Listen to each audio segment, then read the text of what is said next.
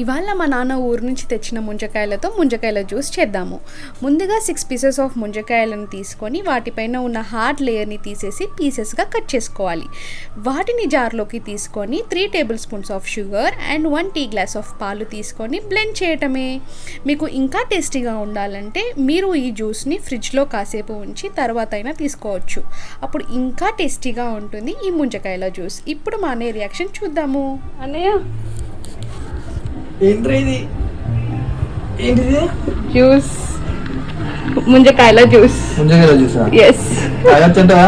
తాగొచ్చు. Over action check.